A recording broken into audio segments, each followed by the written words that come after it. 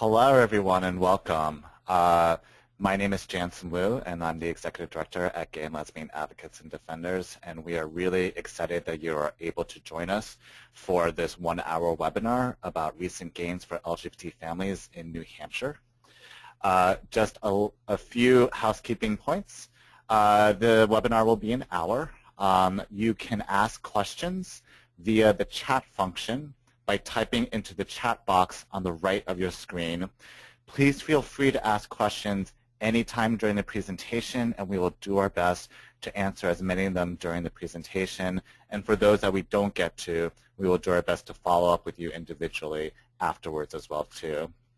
Also note that this presentation is being recorded, and we'll send out the link to the video and the materials in the next day. So if you find this useful and you think others will too, please share it. It will also be on our website. We want as many people as possible to receive this important information. So again, my name is Jansen Wu, and I am the Executive Director at Gay and Lesbian Advocates and Defenders. And I've also been a GLAAD attorney working in New Hampshire for the last 7 years. It's been my honor and privilege to work with so many amazing individuals and legislators in New Hampshire to get to where we are today. For those who aren't familiar with GLAAD, we are a LGBT legal organization. We work through litigation, public advocacy, and education in New England specifically and nationally to ensure a just society free of discrimination based upon gender identity and expression, HIV status, and sexual orientation.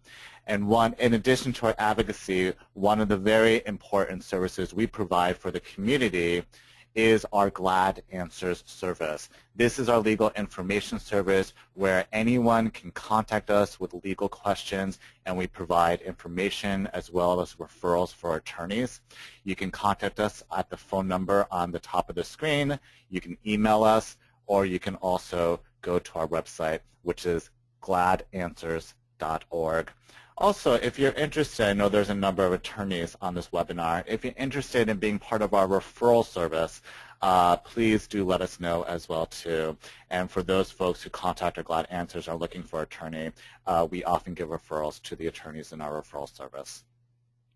I'm really excited that joining me on this panel is Catherine Tucker. Catherine is an attorney who specializes in ART and adoption and family law in New Hampshire. You can see her website on the screen. And she is she's my go-to person when it comes to anything ART related in New Hampshire. And I'm really excited to have her here. She'll be talking in the second half of this presentation when we get to the ART section. But first, we'll be talking a little bit about recent changes to New Hampshire's marriage law as it relates to married same-sex couples. I'm really excited that January 1st of this year we celebrated 5 years of marriage equality in New Hampshire. We should all be incredibly proud of everybody's work towards that goal. It really was an amazing accomplishment. And as people started getting married in New Hampshire 5 years ago, we at GLAAD, through our GLAAD Answer services, began to hear of some difficulties that couples were having with regards to having their marriages fully recognized. And we started to see the gaps that were emerging in the law. And so GLAAD, along with many of our partners in New Hampshire and legislators, worked to pass a law in the last session in 2014. And that was an act with a very long name, as you can see, that was intended to really live up to the original intent of the marriage equality law in 2009, which is to have same-sex couples treated identically and equally to different sex couples when it comes to their families and when it comes to their relationships and to marriage. And so this act was intended to fill in those gaps, those unintended gaps that had slipped through the first time around. It's a little complicated, so let me just take this act. There's 4 pieces to it. I'll take them one at a time. So the first gap was who could come to New Hampshire to marry. And New Hampshire had what's called a reverse evasion law. in the past, which prohibited an out-of-state couple from coming to New Hampshire to marry if they would not be able to marry in their home state. So you can imagine a couple who lives in Ohio where they're not able to marry but travel to New Hampshire wanting to get married. New Hampshire's reverse evasion law basically said they could not do that. In general, if you look at the history of these laws, they were developed to prohibit interracial couples who lived in states that prohibited them from marrying from going to another state to marry. Very few states actually adopted such reverse evasion laws given their roots in racism and white supremacy. And so that in and of itself is a good reason to repeal New Hampshire's reverse evasion law, given how outdated it is. And at the same time, we were hearing stories of how this law was hurting many out-of-state same-sex couples who were coming to New Hampshire to marry. So, for example, we know of one couple from Ohio which has a constitutional amendment prohibiting same-sex couples from marrying. That couple from Ohio came to New Hampshire to marry, not realizing that New Hampshire had a reverse evasion statute. They came home to Ohio, realized that New Hampshire had a reverse evasion statute, and are now worried that their marriage may not be valid, including whether or not they could even file their federal taxes as a married couple. And so one of the things that the 2014 Act did was repeal New Hampshire's reverse evasion law so that any out-of-state couple can come to New Hampshire to marry, provided they meet all of New Hampshire's other eligibility requirements, such as age and consanguinity requirements. And this is important as well, too, because we didn't want to leave out that couple from Ohio, it clarified that those out-of-state same-sex couples who have already married in New Hampshire will not have to worry that their marriages are void. So what that means is that New Hampshire is open to all to marry regardless of where you live, and your New Hampshire marriage, if you got married in New Hampshire, is valid regardless of where you lived at the time you got married, provided you met all of the other requirements of the New Hampshire law. So hopefully with this change in the law, we've removed that cloud of uncertainty that was hanging over so many out-of-state couples' marriages. The second thing that the 2014 Act did was to clarify the effective dates of many people's marriages. And basically, the bottom line is that regardless of where or when you got married, your marriage should be recognized as a marriage from day one, from the day of your wedding. The Act basically provided that any New Hampshire couple who had married in a state such as Massachusetts, even if it was before 2010, those marriages will be recognized from the date of solemnization. Now, this clarification was necessary because prior to 2010, New Hampshire's law prohibited recognition of marriages of same-sex couples who were married out of state, such as in Massachusetts. And while the legislature has since repealed that law, it failed to state explicitly that such repeal should apply retroactively to couples who had married before 2010. We saw this come up as an issue in at least one New Hampshire family law case where a family court judge ruled in a divorce case of a same-sex couple that it would only recognize the validity of their marriage beginning from 2010, despite the fact that the couple had actually married in 2004 in Massachusetts. And the judge based her ruling on the fact that prior to 2010, New Hampshire had the statute prohibiting the recognition of out-of-state marriages by same-sex couples, and in effect erased the first 6 years of that couple's marriage. And that can have, as many of the attorneys on the webinar know, that could have real implications, negative implications with regards to determination of property, alimony, and child custody. So again, the second point to take home is that your marriage will begin and should be recognized from day one, regardless of where or when you got married, if you're a New Hampshire resident. The third part of the 2014 Act talks about whether or not couples who are already in a civil union or domestic partnership can also get married in New Hampshire.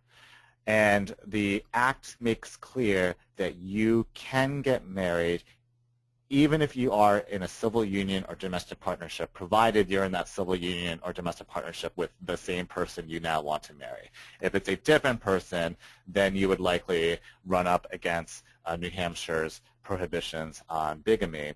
But as long as you're marrying the same person, there should be no obstacle. And this became an issue because in the original marriage equality law in 2010, the law stated that all couples with out-of-state civil unions should be treated the same as married couples.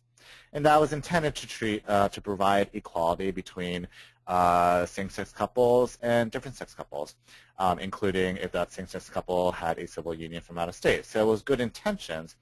But what the legislature hadn't realized is that New Hampshire also prohibits married couples from remarrying each other. And that if you treated an out-of-state civil union as a marriage, then that prohibition could be applied to prohibit that couple from then getting married again. The Attorney General issued an opinion agreeing with that interpretation, and so what resulted was that civil union couples or domestic partnership couples, if they wanted to marry in New Hampshire, they had to first dissolve their civil union and domestic partnership. Obviously, that made no sense. Obviously, that's not what the legislature intended, and so the 2014 Act made clear that you can get married to the same person you're in a civil union or domestic partnership with. Finally, the last thing that the 2014 Act did, and this is, I think, one of the most important things it did, and that's what I'll spend the rest of my time talking about, is that it made clear that New Hampshire's family and parentage laws should be construed as gender neutral. So where you see father, you should also say interpret mother, vice versa, or parent or spouse. And this is incredibly important, as we'll talk about, as it relates to determinations of parentage in New Hampshire, given that those are the statutes where we see the most gendered language coming up. So first, let's talk about why securing parentage at a legal level is so important. For the attorneys on the call, this will come as no surprise, but being recognized and respected as a legal parent is critical to be able to get parenting time allocation. That's talking about custody and visitation in the traditional terms. In terms of government benefits to pass down to your child, such as Social Security survivor benefits, medical decision-making and authority, of course, education in terms of determination of where your child can go to school and getting educational records, and then finally obligations with regards to child support.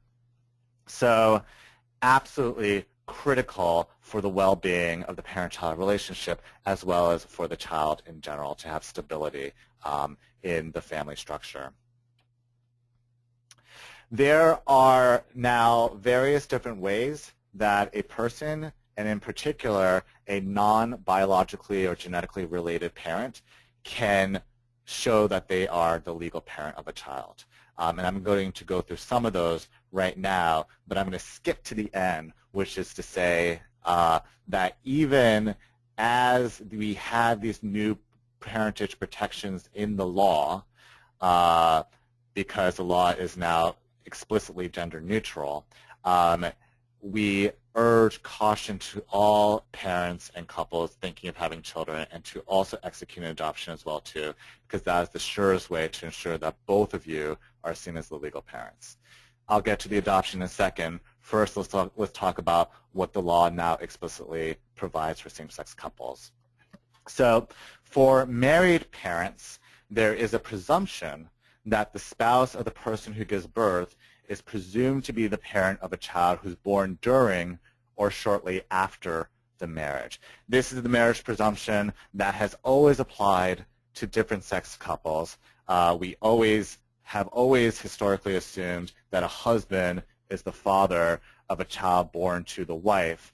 And because, for example, when a wife is giving birth in hospital, we don't require husbands to have to do genetic testing to prove they're actually the husband. We presume that is the case for purposes of protecting the stability and integrity of the family unit. What the 2014 law does by making that marital presumption gender neutral it makes clear that that presumption applies to same-sex married couples as well too. So if you're a woman who is married to another woman who just gave birth to a child, then you will also be presumed to be the parent of that child. Now that said, the marital presumption may not be recognized across state lines if you leave New Hampshire, and that's because it's based upon marriage. And we know that there are still many states in the country that do not recognize the validity of marriages as same-sex couples. That may be resolved once and for all by June by the Supreme Court in the various marriage cases that are pending there. But until we reach that final resolution, it's not a sure bet. And so that is one of the reasons why we strongly encourage any couple who's thinking of having children or who have children, if they are married, to also do an adoption as well too, so that you are both legally the parent through adoption. So moving away from married couples to all parents, both married and unmarried. First, if you're genetically related to the child, or if you gave birth to the child, then you are presumed to be the parent, except in the surrogacy or donor insemination context, which Catherine will be talking about in a second, so I'll put that aside for now.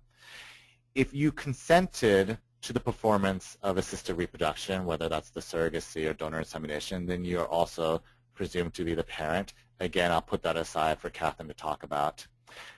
Again, these parentage determinations may not be recognized across state lines if you leave New Hampshire. So coming back to that adoption point again and why it's so critical.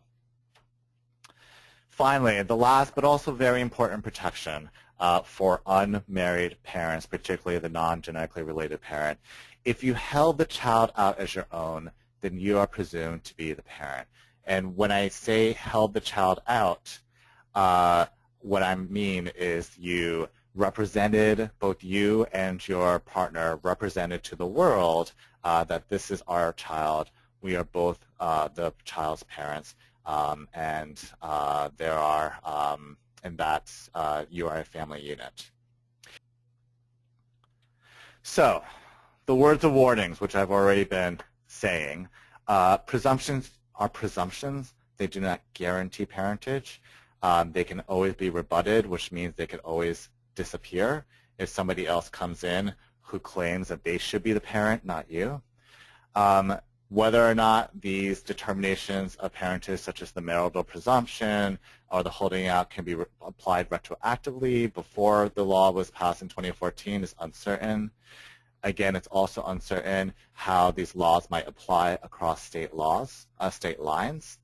And so you should always talk to an attorney to figure out how these laws apply to you in your specific legal situation. And I should have said this in the very beginning. I'll say it now. I say it again at the end of this presentation, which is that this is intended to get information, but we are not giving any advice, legal advice, to any specific person in any specific situation. That's where you should call Glad Answers and ask for a referral for an attorney. So given those words of warning, given that there is still fluidity in the law, given that the presumptions are not cemented or solidified, given that things can change over state lines, this is why we at GLAD always recommend the belts and suspenders approach. Even if your pants are being held up by a belt, wear a suspender as well too, just to be certain. We have seen, unfortunately, too many horrible situations where a parent haven't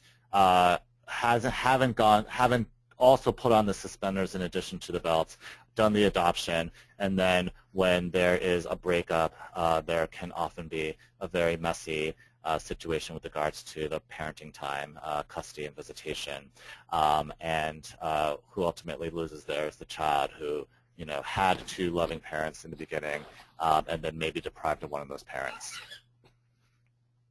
So please, if you are thinking of having children, if you have children and haven't done adoption yet, please contact Glad Answers for a referral for an adoption attorney in New Hampshire, because it is so important to protect your relationship with your child. So just to run through adoptions very quickly before I hand it over to Catherine. Unfortunately, for now, adoptions for same-sex couples and different-sex couples actually is only available if you are married. That said, that's something that we would like to see changed in the future, and so stay tuned for that, because we certainly know that families come in all shapes and sizes, and that's ultimately what counts is the relationship between the people in those families, regardless of whether they're married or not. So what you have is either the step-parent adoption if one person is already the legal parent of the child, or you can do a joint adoption process if both parents need to adopt the child at the same time. And again, that adoption is so important because it creates parental rights or affirms those parental rights, particularly for the non-biological, non-genetically related child. In New Hampshire, even though the process is getting more streamlined, it still can be very complicated, and you want to make sure you do it right. So we strongly recommend that you use an attorney. The petitions, though, just briefly, the process, the petition is filed in probate court, usually the one near where the child lives. No home study is required, typically. Home study is when a social worker comes to your house to make sure that it's an appropriate placement for a child. That makes more sense in the more traditional adoption settings where you have a couple coming in to adopt a child that hadn't been living in the home. However, mostly in our situations, these are families that have already been intended by the parents, are already living in that home together, and so a home study not only is not necessary, but it's something that same-sex couples shouldn't have to do differently than different-sex couples. The adoption process can also be important to conclusively terminate any donor's rights, and Catherine, I know, will talk a little bit more about that. And then the parents usually need to come to court only once, which is nice, and it takes about 8 to 10 weeks. So again, the process isn't long. It does require some money, but it is money well worth it if you can afford it, because of how important it is to secure that legal relationship with your child. So please do contact Glad Answers, contact Catherine if you're in that situation and you need an adoption. And with that, I am going to pass over the presentation to Catherine to talk a little bit about the exciting developments in the ART laws that were just passed last session in New Hampshire. Thanks, Jansen. So one of the situations where we commonly do second parent adoptions here in New Hampshire is with female couples who have undergone donor insemination. So what do we need to know about donor insemination here in New Hampshire? Well, the law provides an avenue for the non-biological parent, and it's oftentimes going to be the non-biological mother, to obtain legal parentage. And that is through consenting to the insemination procedures. So that's great. It does not eliminate the need for an adoption. You must do that adoption still, but it's nice to have that extra level of protection. What's unclear, though, is if the law's protections extend to inseminations that are performed without the help of a physician. So in other words, at-home inseminations, are you going to benefit from the law? I'm not sure what the answer is, so for those folks doing at-home inseminations, it is even more important to go ahead and do that adoption, which for the time being can only be through marriage. Okay, surrogacy. So what do we need to know about New Hampshire's surrogacy law? And surrogacy is a form of family building that is often sought out by male couples or by single individuals, single men. And we have a new law here in New Hampshire that was just passed this past summer, and it has completely revamped our surrogacy process. And now the surrogacy process, we've removed what we had, a bunch of arbitrary restrictions that were based on marital status and sexual orientation. And so we've removed all of those and replaced those with a very streamlined process that works to educate the participants and ensure that people are going into surrogacy arrangements with the right frame of mind and prepared for the very rigorous process. So this new law governs only gestational surrogacy. When we say gestational surrogacy, we are referring to we're not using the surrogate's own egg. So we're using an egg either from an intended mother or from an egg donor, but not the surrogate's own egg.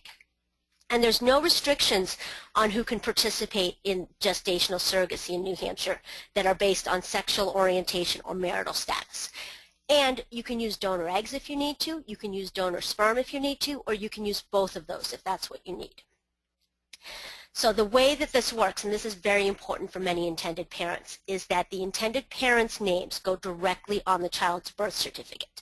And the way that we make this happen is that we obtain a court order, what we call a pre-birth order, during the pregnancy that directs that the intended parents are the parents and the only parents of this child, and therefore it's their names as the parents that go on the child's birth certificate right from the very beginning.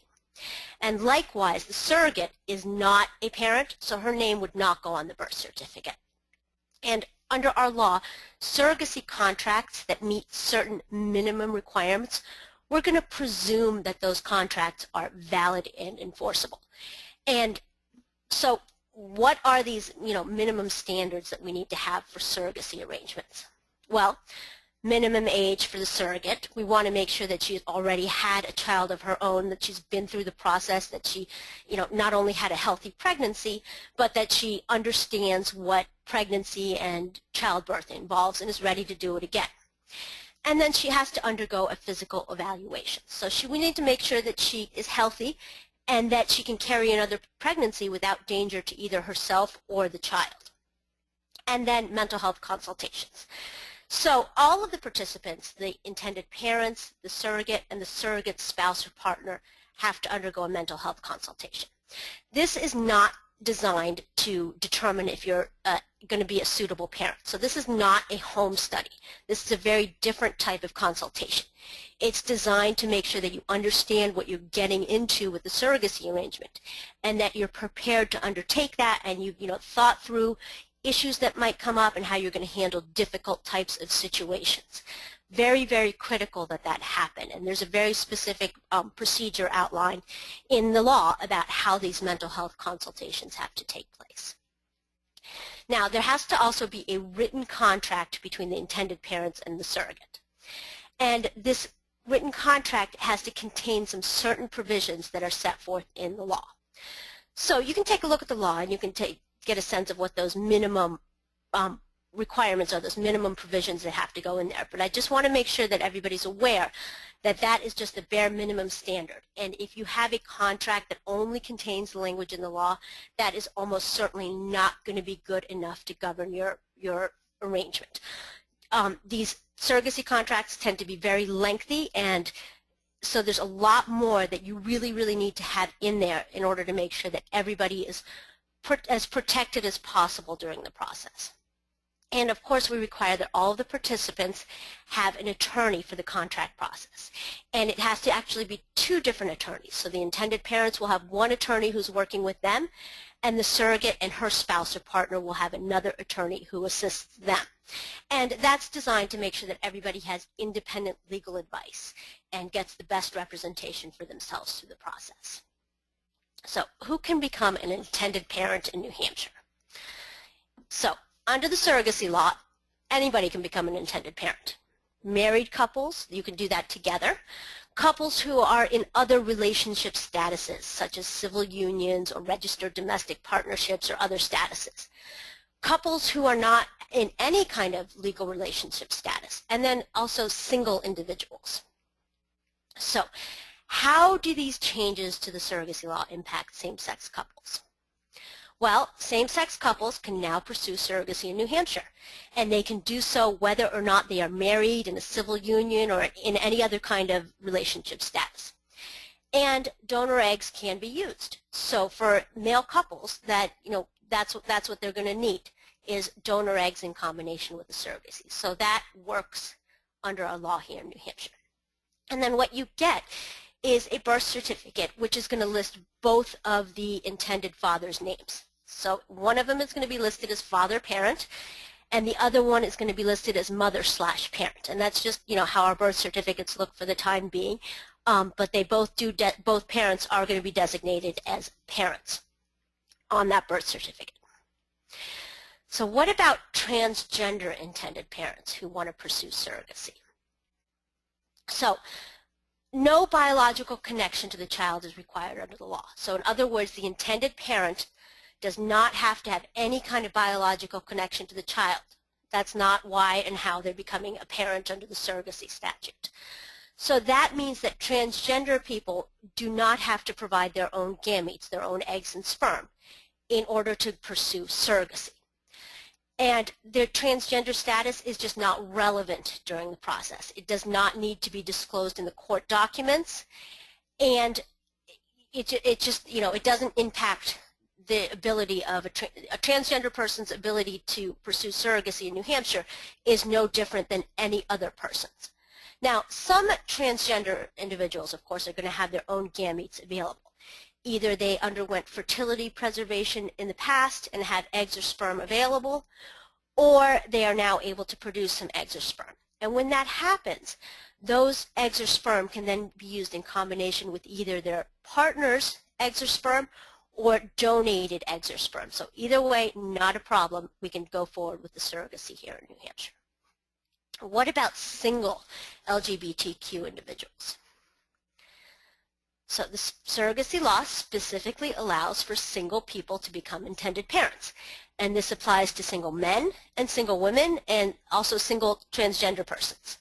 What's going to happen is that you're going to get a birth certificate with only the intended parent's name listed on it. The surrogate's name is not going to appear on that birth certificate. And the LGBTQ status is just simply not going to be relevant under the law. And again, as with other surrogacy arrangements, this individual can use donor eggs and or donor sperm as required for their situation. Okay, HIV positive individuals. So HIV positive surrogacy is absolutely possible in New Hampshire.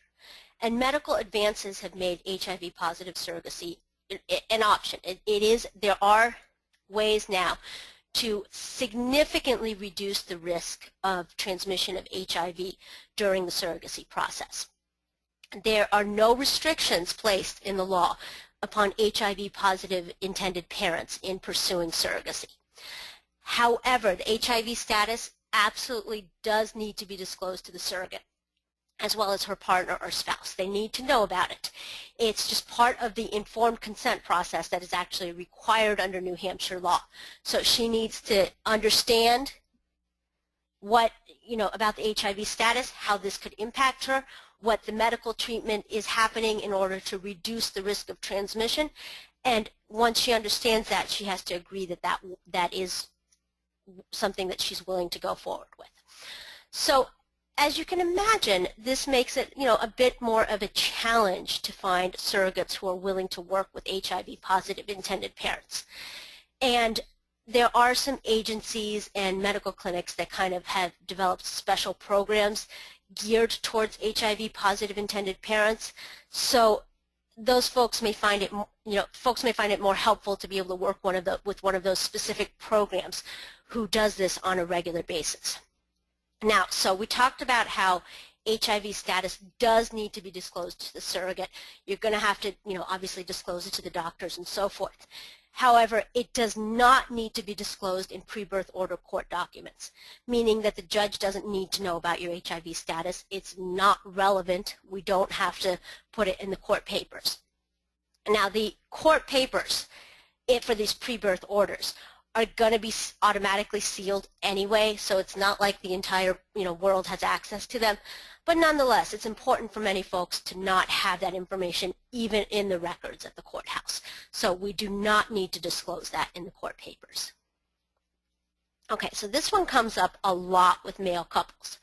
You've got two men, and they are using an egg donor. Let's say they're using an anonymous egg donor, and they want to take half of the eggs and fertilize those with husband A's sperm, and the other half of the eggs we're going to fertilize with husband B's sperm. And then we're going to take one embryo from husband A's sperm, one embryo from husband B's sperm, transfer them to the surrogate's uterus, and we'll see which one takes. and sometimes both will implant, sometimes only one. But either way, you don't really know which embryo took. So if you have a singleton pregnancy, you have no idea which embryo took.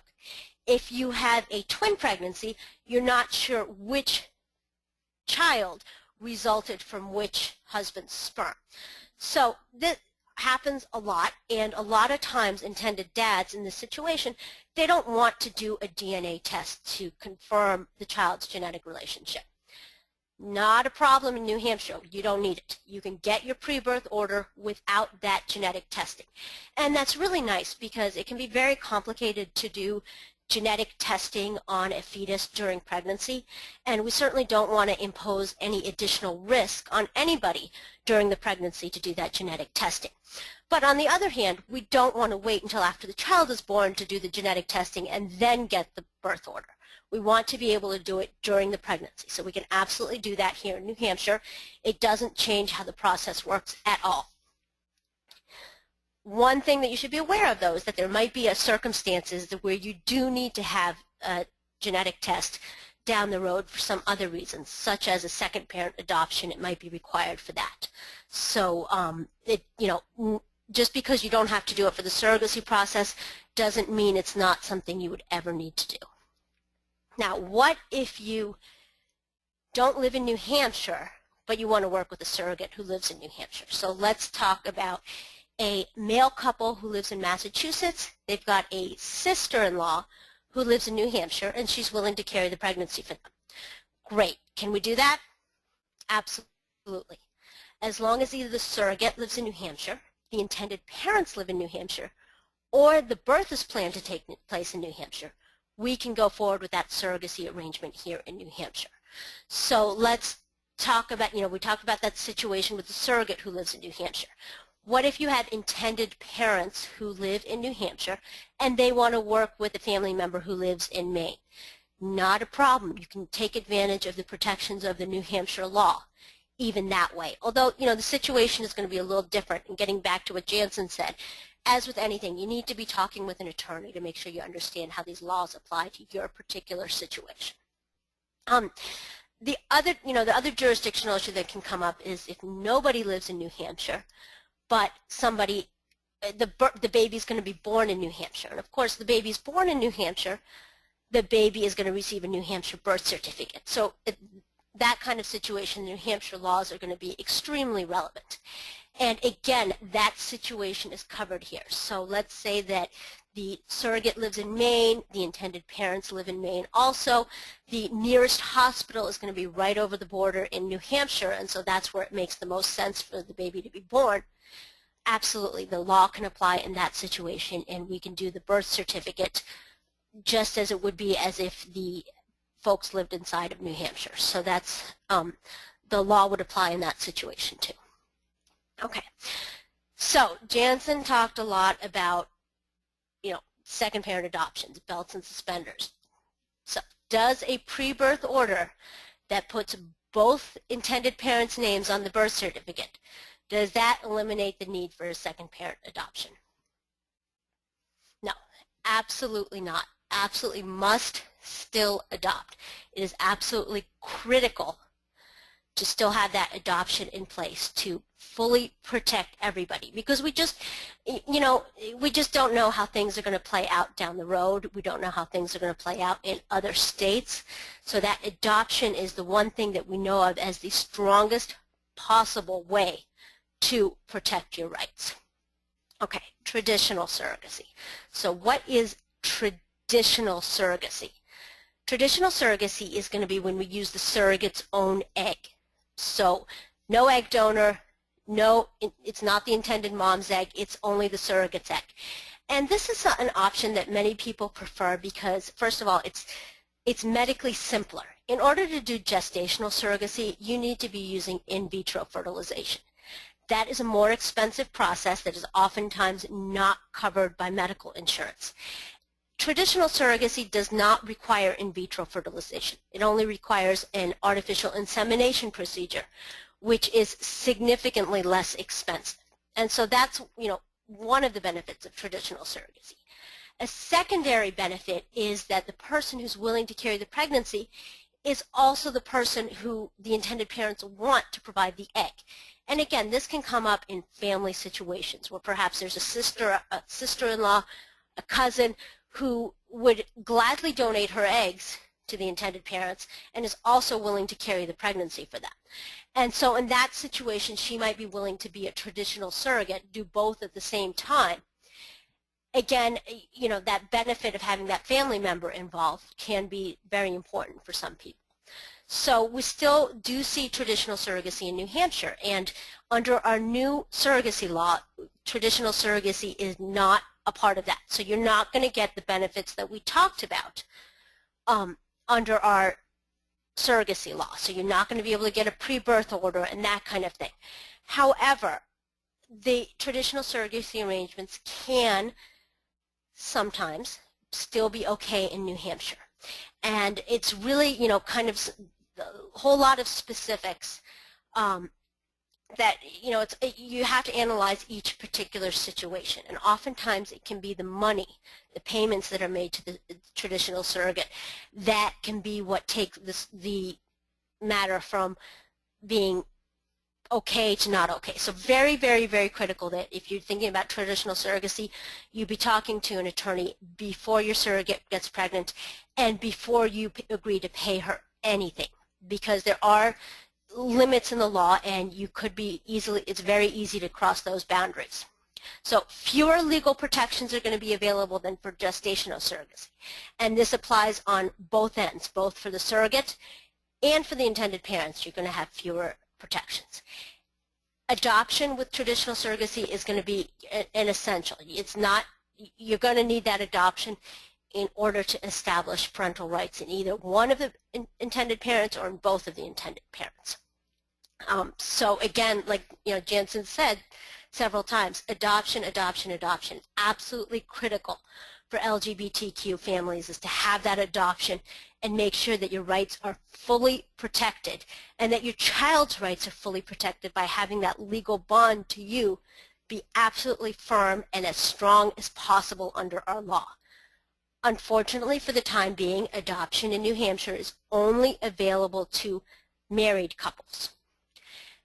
Hopefully that's going to change down the road. And just so you understand, and I think Jansen alluded to this, that marriage law, it's not directed at LGBTQ individuals. It applies equally to everybody. Opposite sex couples also can only do adoptions if they're married. So until that changes, you know, sometimes we have to be creative about how we can establish parentage for folks when the parents are not married and are not going to be getting married. And that's where your attorney can come in and help you, you know, figure those things out. So take-home points, and I'm going to let Jansen take over on this one and address these with you. Sure. Thank you, Catherine, for that. Was really informative and helpful. And I'm going to start these take-home points from the bottom of the list, which is, actually, before I start, this is the opportunity. If you have any last questions for us, please type them into the chat window on the right. Otherwise, we will end. But again, we can't say it enough, but belts and suspenders, please do an adoption. If you're thinking of having a child or you already have a child, talk to an attorney such as Catherine, or call Glad Answers for referral to an attorney. There's two things that came to my mind as I was listening to Catherine's presentation, which is that these new ART laws and protections really makes New Hampshire quite a good option for particularly LGBT parents to come and have children through ART. And so that's one of the takeaways I took from New Hampshire, from Catherine's presentation, which is that New Hampshire is open for LGBT families to be created.